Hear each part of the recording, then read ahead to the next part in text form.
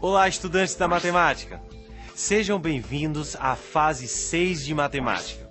Estaremos juntos durante as fases finais do ensino fundamental e também do ensino médio. Quando a gente conhece os conceitos da matemática, fica mais fácil escolher o caminho para resolver um problema que envolve números. Para começar, vamos falar sobre as 4 operações básicas e como elas são representadas. Depois que você aprender sobre números fracionários e números decimais, poderá optar por trabalhar com um ou com outro. Fração é a representação da parte de um todo. Os números decimais são aqueles números com vírgula. Você verá que até as porcentagens são frações e envolvem números decimais. Você sabe quantos litros de gasolina cabem no tanque do seu carro? E qual o volume de concreto que precisa para construir uma parede? A geometria pode ajudar a resolver questões como essas.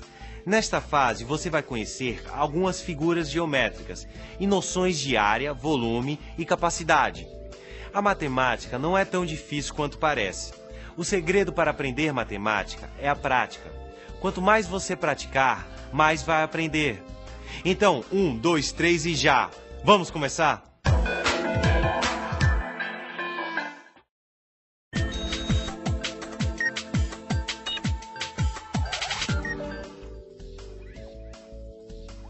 O conhecimento matemático está presente em usos e práticas do nosso cotidiano.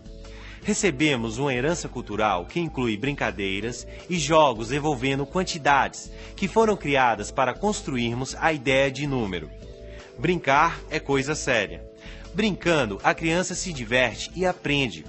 Os jogos e brincadeiras auxiliam o desenvolvimento de habilidades como observação e reflexão, além da tomada de decisão, argumentação e organização, todas relacionadas ao raciocínio lógico. Você provavelmente já jogou peteca, varetas, bolinha de gude, amarelinha, dominó e quebra-cabeça. Embora a gente não perceba, os jogos desenvolvem a interação e a socialização. Desenvolvem o potencial de participação, cooperação, respeito mútuo e crítica. Sem a interação social, a lógica de uma pessoa não se desenvolveria plenamente. Agora, o que você acha de juntar alguns amigos e se divertir com aqueles jogos que estão guardados no armário há alguns anos? Aprenda se divertindo.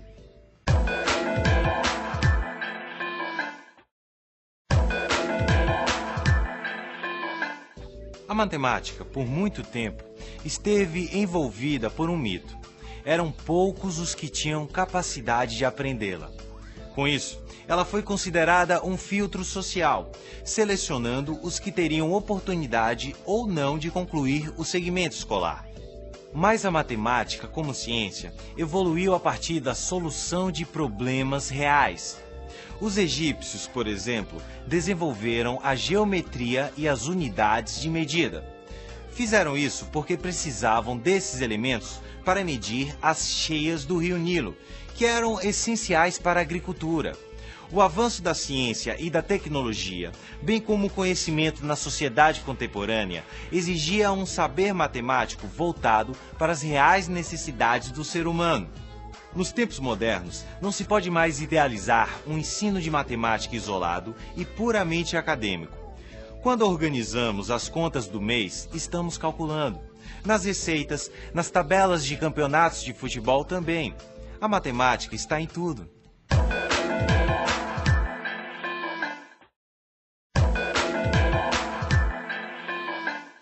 Aprender matemática é uma necessidade individual e social de homens e mulheres.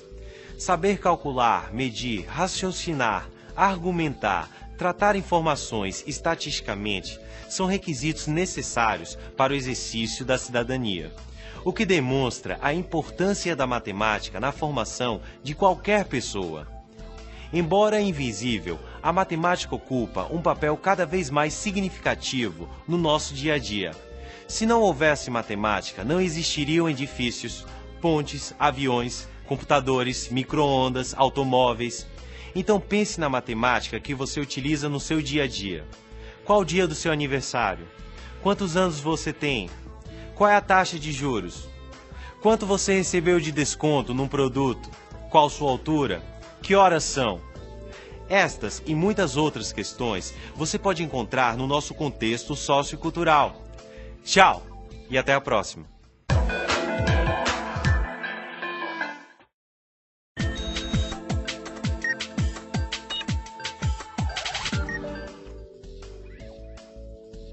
Olá, estudante de matemática! Imagine só a seguinte situação.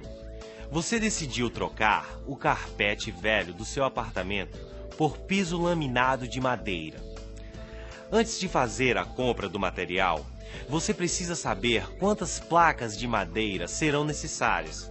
Para resolver este problema, uma alternativa seria contar quantos azulejos tem embaixo do carpete e comprar a mesma quantidade de placas de madeira, certo?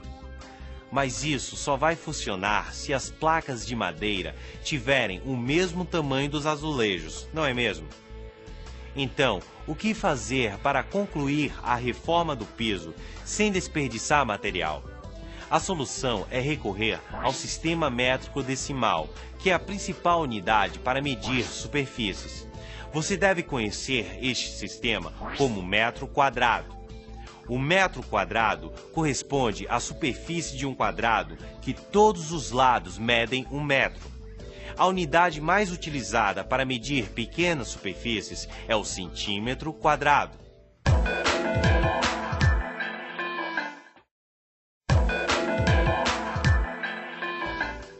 Para calcular o volume de um paralelepípedo, por exemplo, devemos utilizar a seguinte fórmula: V igual a A vezes B vezes C, sendo que A, B e C são as dimensões do paralelepípedo.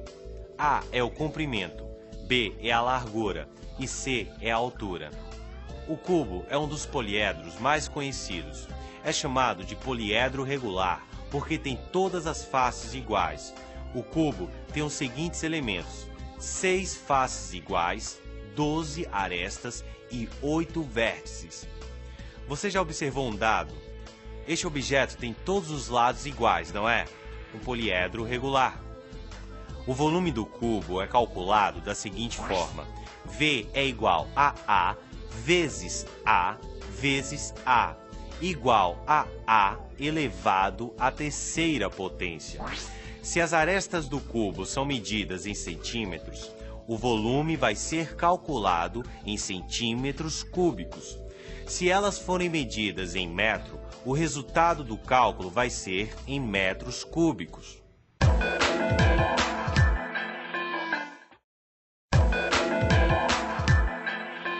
Vamos pensar em uma garrafa de água. Para saber a quantidade exata de líquido que enche o frasco, relacionamos a capacidade do recipiente com o volume de líquido depositado.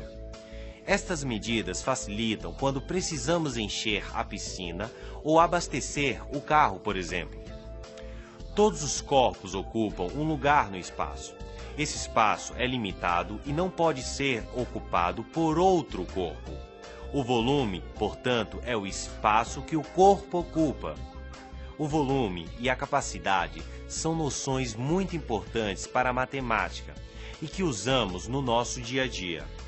Você sabe a quantidade de gasolina que cabe no tanque do seu carro? Qual o volume de concreto necessário para construir uma parede? Ou quanto de gás cabe em um botijão? Para responder essas questões, é só colocar em prática o que você aprendeu sobre volume e capacidade. Tchau e até a próxima!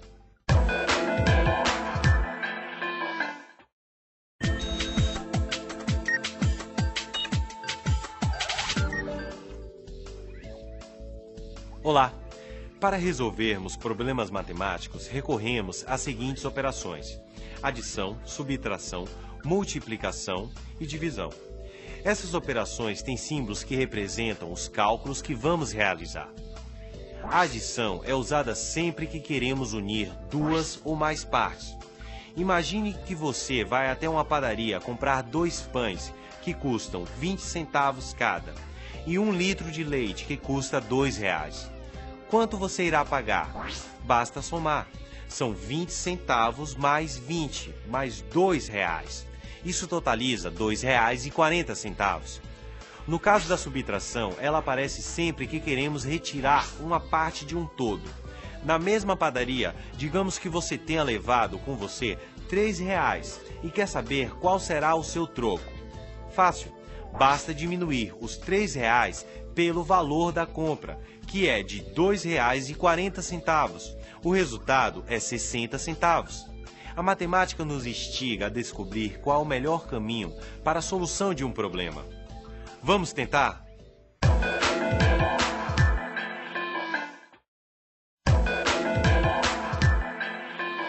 Existem símbolos usados na matemática que são conhecidos universalmente.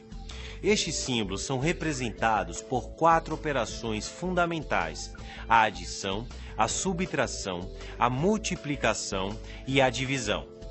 Usamos a multiplicação sempre que temos um fator que se repete várias vezes. Imagine que você vai fazer uma janta para você e mais 3 amigos. Cada um come 2 pizzas. Quantas pizzas você vai precisar comprar para a janta? Bom, vamos lá. São 4 pessoas vezes 2 pizzas. Isso nos dá um total de 8 pizzas.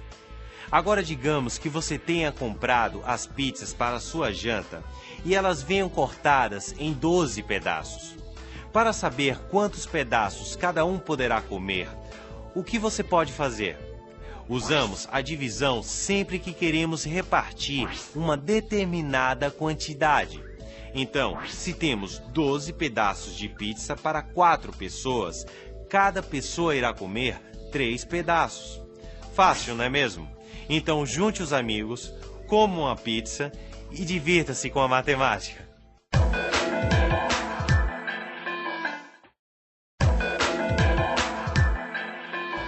Assim como em nossas vidas, na matemática, cada problema tem mais de uma maneira de ser resolvido. Algumas mais trabalhosas, outras menos. Mas quando você entende bem os conceitos matemáticos, fica mais fácil resolver cada problema. O uso do sinal da adição surgiu na aritmética comercial de Johann Wiedemann Degger e foi publicada na Alemanha em 1489. Mas não representava a adição ou a subtração, e sim os excessos ou as perdas no negócio. Somente em 1557 que os símbolos positivos e negativos vieram a ter uso. O sinal de vezes, conhecido como multiplicação, é relativamente moderno. Foi empregado pela primeira vez em 1631. Ainda nesse mesmo ano, para indicar o produto a efetuar, o inglês Thomas Harrod colocou um ponto entre os fatores, no lugar do vezes. As formas A barra B e A sobre B indicam a divisão de A por B e são atribuídas aos árabes. A razão entre duas quantidades depois foi indicada pelo sinal de 2 pontos, que apareceu em 1657. Já o sinal de divisão resultou de uma combinação desses 2 sinais existentes, o travessão e os 2 pontos. Tchau e até a próxima!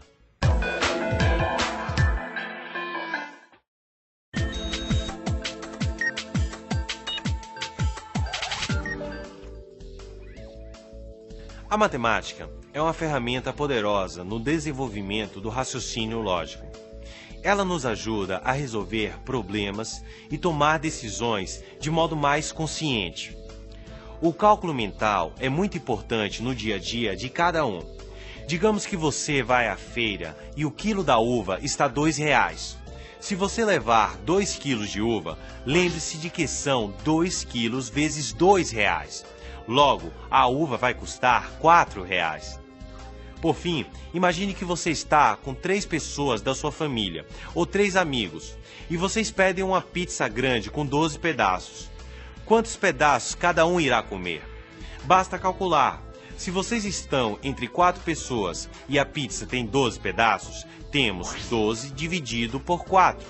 Logo, cada um irá comer 3 fatias. É tudo uma questão de hábito. Quando você percebe que o cálculo faz parte do seu dia a dia, ele se torna cada vez mais simples.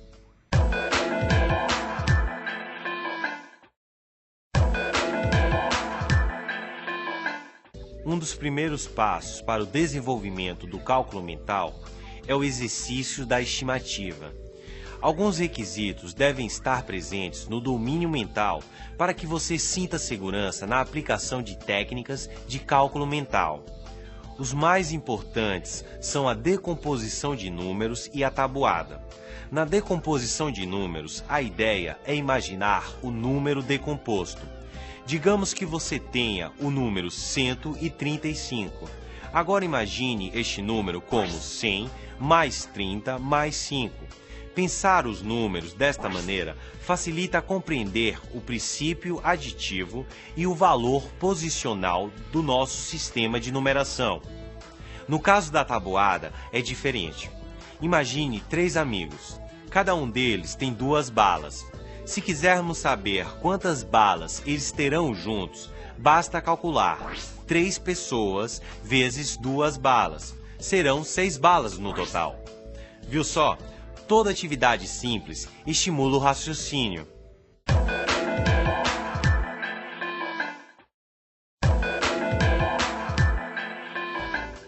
A competência matemática inclui também a capacidade de fazer boas estimativas, o que na maior parte das vezes é fazer um bom cálculo mental.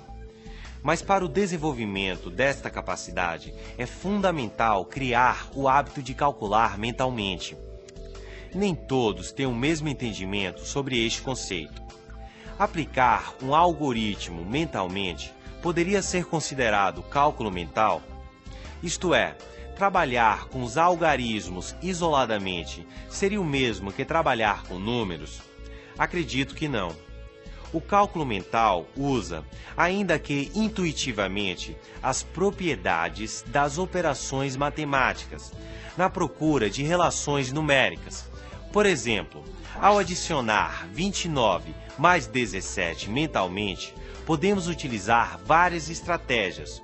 Uma delas seria tirar 1 do 17 e colocar no 29. Assim teríamos simplesmente 30 mais 16, que é 46. O desenvolvimento de estratégias facilitadoras do cálculo mental podem dar origem a novas sistematizações e, por consequência, o estabelecimento de algoritmos específicos, os quais vão poder estar ao serviço do cálculo sem que, no entanto, seja mental. Tchau e até a próxima!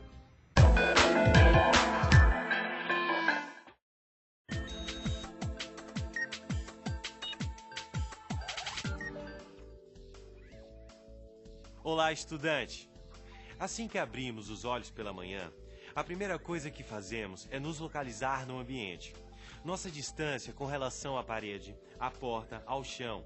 Sem isso, é impossível estabelecer uma localização ou um percurso. Durante o dia, faremos inúmeros cálculos desse tipo, de forma tão automática que poderemos estar lendo uma revista enquanto andamos pela rua, evitando obstáculos e sabendo quando deveremos dobrar à direita ou à esquerda. Durante o dia, faremos inúmeras avaliações visuais de volumes, como quanto de açúcar colocar no café, sem falar nas avaliações de distância, de peso, de temperatura, de velocidade, de força, que teremos de fazer para nos mover e utilizar objetos durante todo o dia. Para apanhar o ônibus ou pagar o pedágio e a gasolina, temos que calcular preços, contar moedas. Para isso, usaremos esboços, esquemas, desenhos, diagramas e gráficos, todos com base matemática.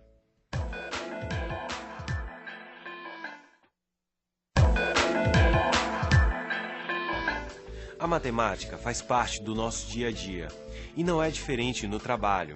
O conhecimento matemático é utilizado nas mais diversas profissões. Algumas precisam recorrer mais aos números, outras menos.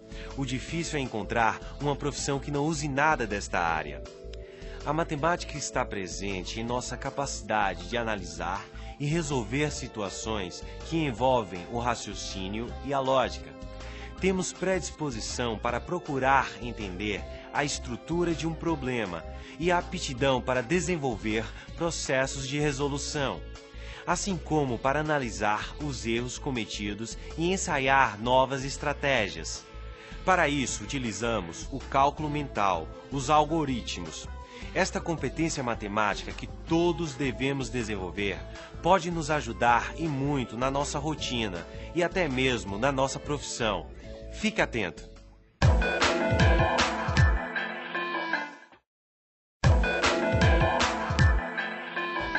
Além da importância da matemática no cotidiano de quase todos os trabalhadores, também é possível notar a presença dos números em outros lugares. Se não houvesse matemática, não existiriam edifícios, pontes, linhas elétricas, cabos de telefone e computadores, por exemplo. Não tem jeito. A matemática está por toda parte. Ao sair de casa, você olha no relógio. Ao entrar no carro, lá estão o marcador de velocidade e o registro dos quilômetros percorridos. No supermercado, você observa os produtos na prateleira e logo o que vem à cabeça? Cálculos. Quanto irá gastar, quantas calorias tem um alimento, você está cercado pelos números. Portanto, não esqueça, conhecimentos em matemática são indispensáveis para não perder tempo e nem dinheiro. Pense nisso. Tchau e até a próxima.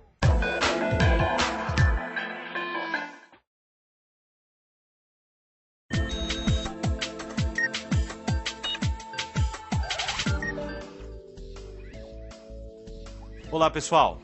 A geometria é a parte da matemática que tem como objeto o estudo do espaço e das figuras que podem ocupar esse espaço. Além disso, a geometria permite o uso de conceitos elementares para construir outros objetos mais complexos. Como exemplos, temos pontos e retas especiais, planos de vários tipos, ângulos, centros de gravidade de objetos, entre outros. Em qualquer lugar, podemos observar inúmeras formas geométricas regulares e irregulares, desde os princípios básicos da geometria euclidiana, como ponto, reta e plano. Nos dias atuais, podemos notar as grandes transformações ocorridas na geometria dos objetos, das artes e da arquitetura. Elas surgem desafiando todas as formas da geometria clássica. Você pode não acreditar, mas a geometria é muito importante no cotidiano, porque desenvolve o raciocínio visual.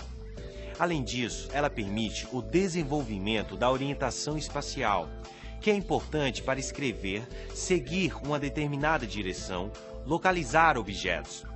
Por isso, dizemos que a geometria está presente na vida das pessoas a partir do momento em que começam a ver, sentir e se movimentar.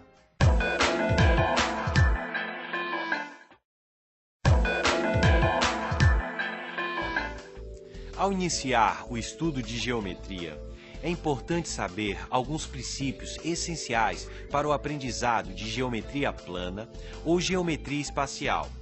Os entes geométricos fundamentais, por exemplo, são entidades que atualmente não apresentam mais uma definição única, apesar de todos saberem o que são. O ponto, a reta e o plano são os três entes geométricos e os elementos fundamentais da geometria clássica.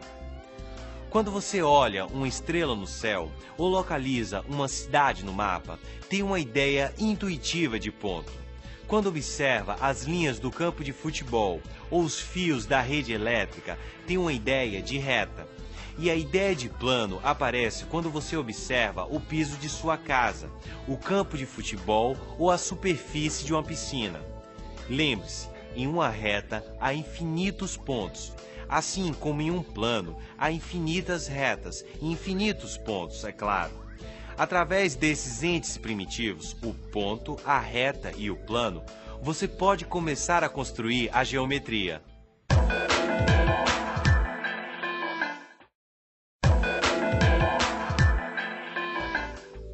O poliedro é um sólido geométrico, uma figura geométrica de 3 dimensões, comprimento, largura e altura.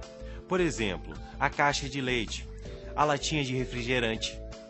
A superfície é composta por um número finito de faces, e cada uma dessas faces é um polígono. O polígono é uma figura geométrica de duas dimensões, largura e altura, como os retângulos, os triângulos, os quadrados, os losangos, o hexágono.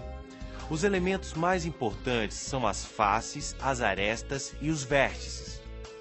Dizemos que um poliedro é convexo como o cubo, quando um segmento de reta, unindo quaisquer dois pontos do poliedro, está totalmente dentro do poliedro.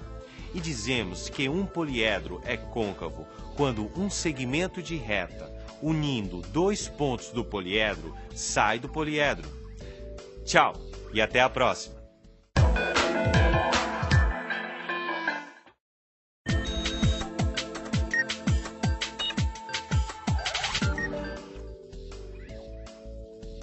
Olá, estudante de matemática! O cálculo da divisão e da média aritmética é feito da seguinte forma. Primeiro são somados todos os valores que fazem parte do problema. Depois, é só dividir a soma total dos valores pela quantidade de valores que foram somados.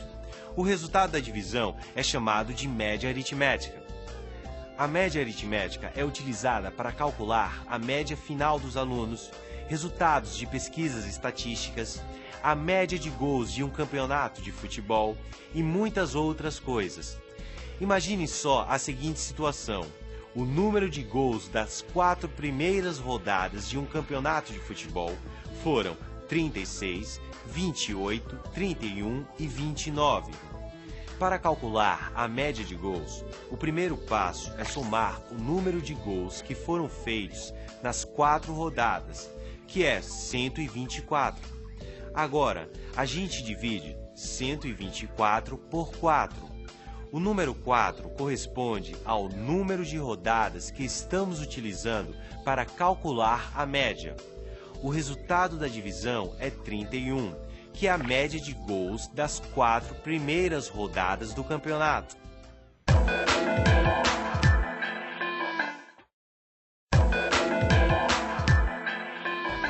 Na média aritmética ponderada, os valores envolvidos na questão podem ter pesos relativos. Ponderar significa pesar. Para fazer a média ponderada, é preciso multiplicar o valor do conjunto pelo peso ou importância que ele tem. Veja só este exemplo. Um professor fez 4 provas e cada prova tem um peso diferente. A primeira tem peso 1, a segunda, peso 2, a terceira, peso 3 e a última, peso 4. Um aluno tirou 8 na primeira prova, 7 na segunda, 9 na terceira e 9 na última. Para calcular a média, é preciso multiplicar a nota que o aluno tirou em cada prova pelo peso que ela tem e depois somar o resultado de cada multiplicação. Então nós vamos ter 8 vezes 1, 7 vezes 2, 9 vezes 3 e 4 vezes 9. A soma desses valores é 85. Este número vai ser dividido pela soma dos pesos das provas, que é igual a 10. O resultado da média ponderada é então 8,5.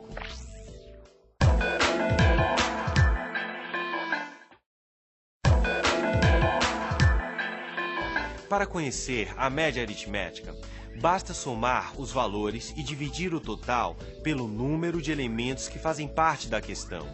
O resultado é a média aritmética. Neste tipo de cálculo, todos os valores têm a mesma importância ou peso. Você já reparou na altura dos jogadores de vôlei? São muito altos, né? Desde que o Brasil passou a fazer parte da elite do voleibol mundial, a altura dos jogadores só aumentou. Vamos analisar a altura média de 3 times para ver o quanto os jogadores cresceram.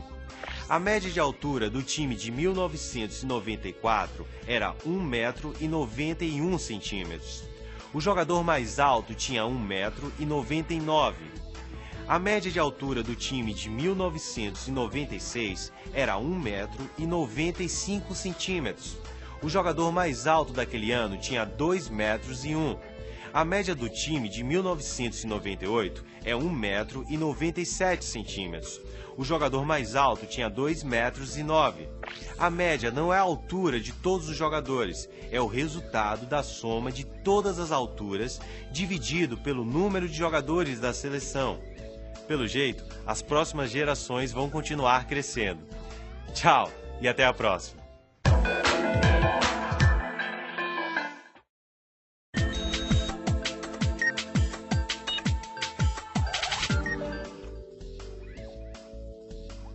Desde muito cedo, a humanidade, mesmo sem perceber, já utilizava as frações. Muitas vezes, por força das circunstâncias, um caçador se via obrigado a repartir um peixe ou outra caça, quando só lhe restava uma única unidade. Ele dividia a caça em 2 partes iguais, ou em 4 partes, ou em um número maior de frações, dependendo do número de pessoas que precisavam saciar a fome. Nesse caso, ele já estava usando os próprios conhecimentos espontâneos sobre frações. O estudo das frações surgiu no Egito, às margens do rio Nilo, para demarcação de terras. Os babilônios também usavam as frações para registro de transações comerciais, dando nome a elas. Eles chamavam metade ou 1/2 de ardalha e chamavam a 4ª parte ou 1/4 de pada. No cotidiano, existem inúmeras situações onde empregamos as frações. Elas estão na cozinha, quando usamos meia xícara de açúcar, em mapas e plantas no uso das escalas, na medicina, na física e até mesmo na música. E na sua vida, você reconhece as frações?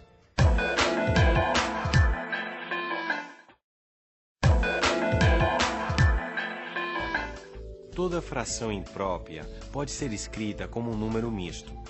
Esse tipo de número é formado por uma ou mais partes inteiras, mais uma parte fracionária. Imagine que nós temos um número misto, 2 inteiros e 1/3. Para transformar esse número em uma fração, há uma regra prática. Multiplicamos a parte inteira pelo denominador da fração e somamos ela ao numerador. Assim temos que 2 inteiros é igual a 2 vezes 3, entre parênteses, mais 1 dividido por 3. O resultado dessa fração é 6 mais 1 dividido por 3, o que resulta em 7/3. Assim, temos que 2 inteiros e 1/3 é igual a 7/3. Agora, para transformar uma fração imprópria em um número misto, é preciso fazer a divisão inteira do numerador pelo denominador. O quociente será o primeiro número, o resto será o novo numerador e o denominador permanecerá o mesmo. Em uma fração de 5/3, vamos ter 5 dividido por 3. O resultado dessa conta é 1 e sobram 2. Assim, temos que 5/3 é igual a 1 inteiro e 2/3. Isso facilita na hora de marcar a fração na reta numerada. Primeiro encontramos a parte inteira e depois acrescentamos a parte fracionária. No número misto 1 inteiro e 2/3, vamos até 1 e acrescentamos os 2/3.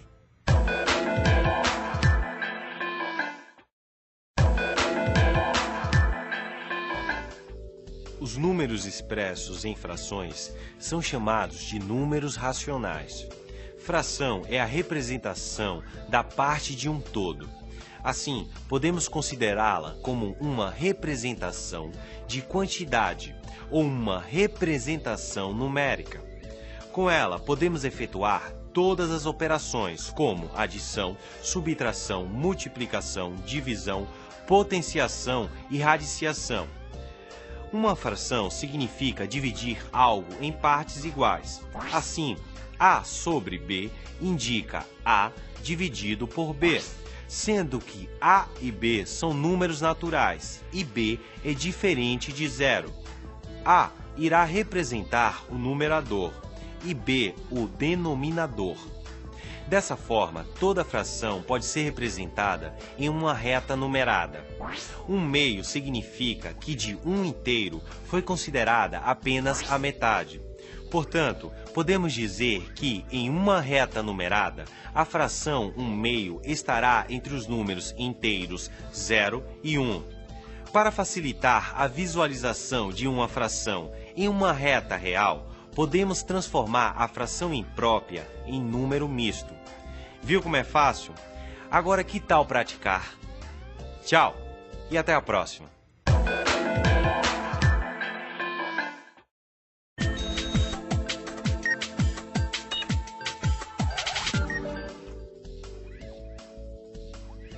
Olá! 3.000 anos antes de Cristo, os especialistas em geometria dos faraós do Egito faziam a marcação das terras às margens do rio Nilo. Mas no período de chuvas, o rio inundava e parte da sinalização era perdida. Era preciso fazer tudo de novo. Eles utilizavam uma marcação com cordas que se tornou uma medida, denominada estiradores de cordas. As cordas eram esticadas e assim se verificava quantas vezes aquela unidade de medida estava contida nos lados do terreno. Só que raramente o terreno era uma medida inteira. Eles sentiram a necessidade de criar um novo tipo de número, o número fracionário, e trabalhar com frações. Os números fracionários surgiram da necessidade de representar uma medida que não tem uma quantidade inteira de unidades. Na classe dos números fracionários, podemos encontrar as frações equivalentes, que são duas ou mais frações, que representam a mesma porção.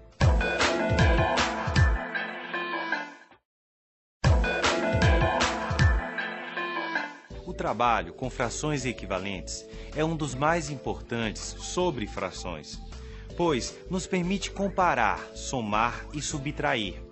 Mas você sabe qual é a importância da simplificação de frações? O objetivo de simplificar uma fração é torná-la uma fração irredutível, isto é, uma fração para o qual o máximo divisor comum entre o numerador e o denominador seja 1.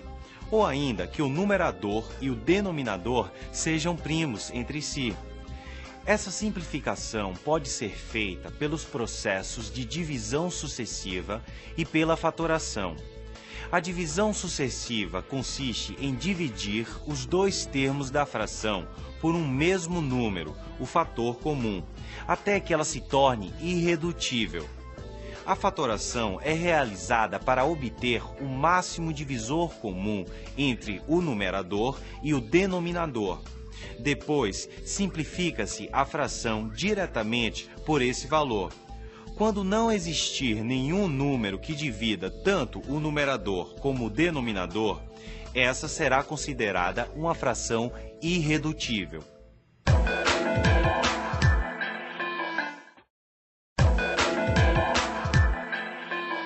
A simplificação de fração é um método prático de encontrar frações equivalentes.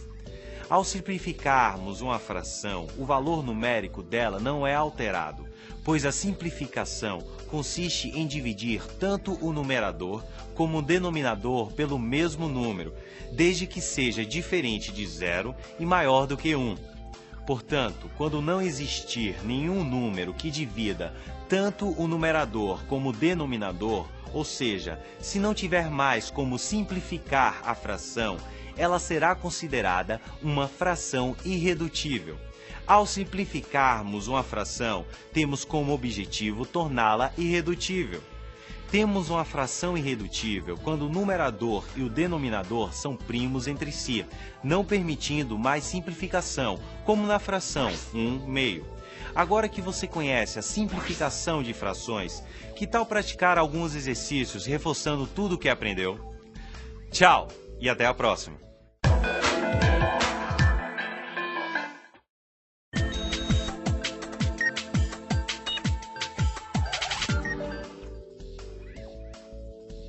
Olá! Você sabia que toda fração pode ser representada de outra forma? A forma de número decimal. Você já deve ter visto esse tipo de número por aí. Aqui você vai ver que todo número decimal é a representação de uma fração e que todo número decimal é um racional. Na sequência dos números naturais, o sucessor de 97 é 98. E não existem números naturais entre 97 e 98. Para escrever um número maior que 97 e menor que 98, sem usar frações, surgiu uma ideia fantástica e simples: colocar uma vírgula no fim de um número natural e continuar escrevendo algarismos depois da vírgula. Esse número é conhecido como número decimal, uma representação diferente para o número racional. Prepare-se, porque vamos somar, subtrair, multiplicar, dividir e realizar outras operações com números decimais. A presença da vírgula é o que caracteriza os números decimais. É mais fácil do que parece. Vamos tentar?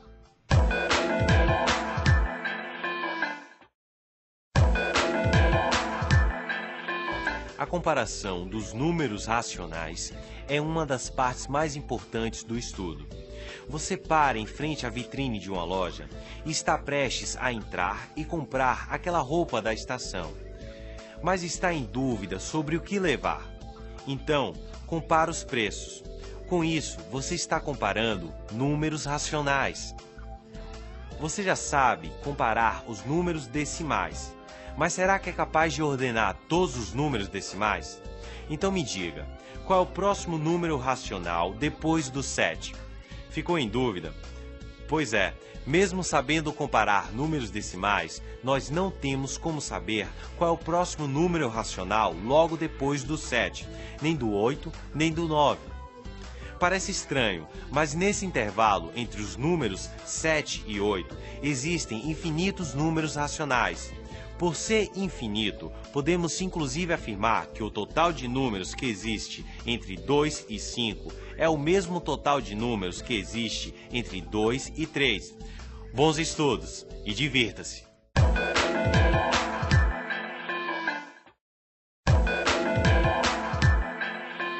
Agora você já conhece os números decimais. Tais conceitos são usados em muitas situações práticas, embora muitas vezes passem despercebidos. Seja na compra de uma mercadoria, na passagem do ônibus, na receita de bolo. Em todos esses momentos, estamos trabalhando com números racionais nas diferentes representações. Lembre-se, você pode representar um número racional do modo fracionário ou de maneira decimal. Agora que você está mais familiarizado com os números fracionários e os números decimais, pode escolher com qual deles prefere trabalhar. Tudo vai depender da situação. Os dois números são representações dos números racionais, ou seja, o número fracionário e o número decimal representam a mesma parte de um todo. Eles apenas são escritos de maneira diferente. Por isso, podemos dizer que todos os números que você estudou até este momento são racionais. Tchau e até a próxima!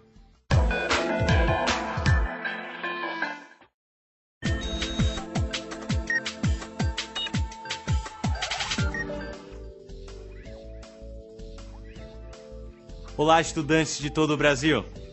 Vocês já pararam para analisar o papel dos números nas nossas vidas? Pense comigo. Logo pela manhã, o que nos acorda é o despertador. No trabalho, o que muitas vezes nos motiva é uma meta a seguir, ou até mesmo o valor do salário no final do mês. Um jornalista precisa escrever uma coluna com um número de linhas. Um jogador de futebol precisa fazer um número de gols. Um doceiro precisa fazer centos de doces e um cozinheiro porções de comida. Desde a hora que saímos de casa, dependemos dos números. Abastecer o carro, por exemplo, depende da quantidade de combustível e do valor que será gasto. Se nos atrasamos para um compromisso, é por causa dos números, das horas. O dia de hoje é um número. E o que seria do futebol sem os 3 pontos de cada vitória? E a artilharia do Campeonato Brasileiro sem um saldo de gols? Minha nossa, deu para ver como os números podem mudar nossas vidas? Agora, se você souber controlá-los, é você quem pode mudá-los.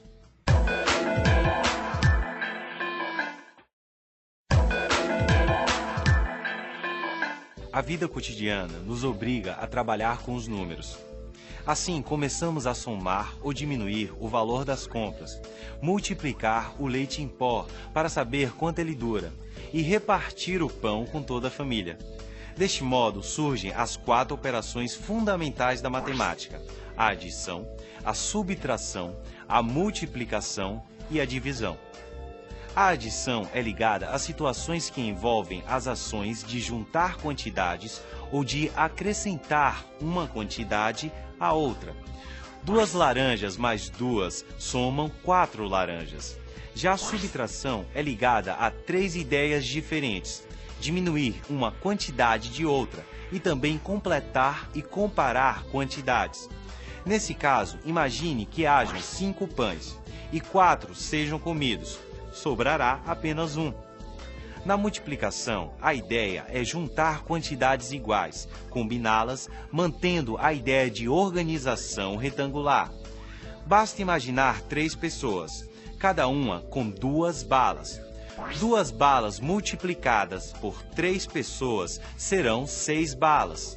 Por fim, temos a divisão, onde a ideia é repartir uma quantidade em partes iguais, verificando quantas vezes cada uma cabe em outra. É como dividir uma pizza. Temos 8 fatias, ou seja, dividimos entre 4 pessoas. Cada um comerá 2 fatias.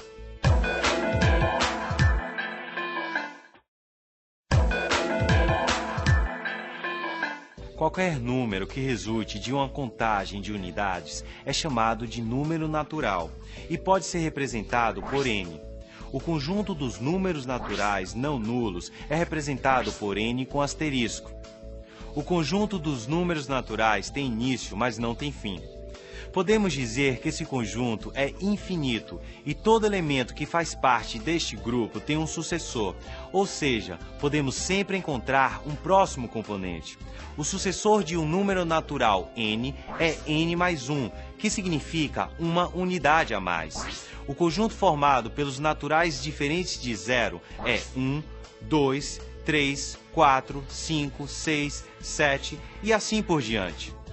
Deu para ver que os números são muito importantes e mais simples que pensamos. Aprendemos também a operar com os números naturais. Continue se dedicando aos estudos da matemática. Tchau e até a próxima!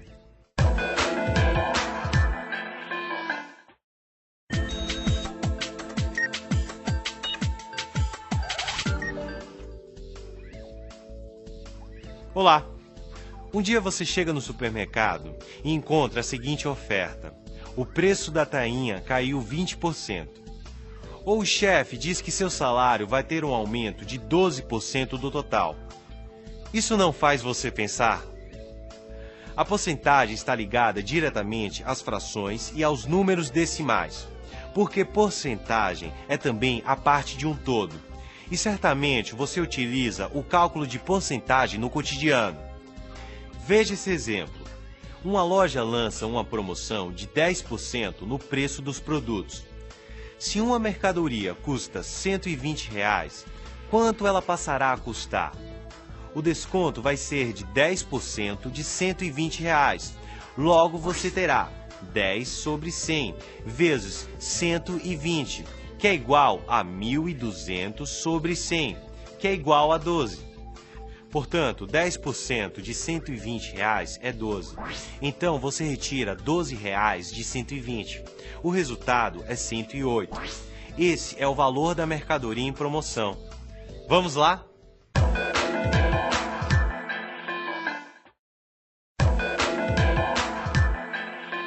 Frequentemente, vemos a utilização de expressões que refletem acréscimos ou reduções em preços, números ou quantidades. E sempre tomamos por base 100 unidades. Por exemplo, a gasolina teve um aumento de 15%. O cliente recebeu um desconto de 10%. 90% dos jogadores da seleção brasileira são craques.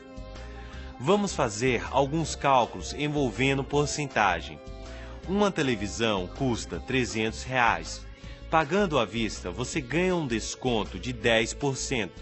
Então, quanto ela vai custar? 10 sobre 100 vezes 300 é igual a 3.000 sobre 100. O resultado final é 30, que é, portanto, 10% do valor total do produto. Depois de fazer esse cálculo, você sabe que o desconto é de R$30, ou seja, o valor à vista da televisão é R$270.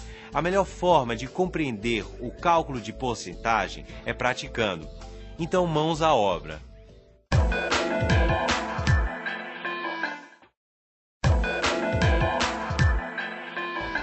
Calcular porcentagem com uma calculadora é muito simples. Por exemplo, quanto é 20% de 500? Para fazer o cálculo com a ajuda da calculadora, você vai digitar 500. Depois aperte a tecla de multiplicação, que é o sinal de vezes, e digite 20. Em seguida, aperte a tecla de porcentagem e finalmente você vai ver o resultado, que é 100. Tente outra vez. Procure o resultado de 45% de 700. Digite 700. Aperte a tecla de multiplicação e digite 45. Em seguida, aperte a tecla de porcentagem e você terá o resultado 315. A partir desses exemplos, continue praticando porcentagem com a calculadora. Tchau e até a próxima!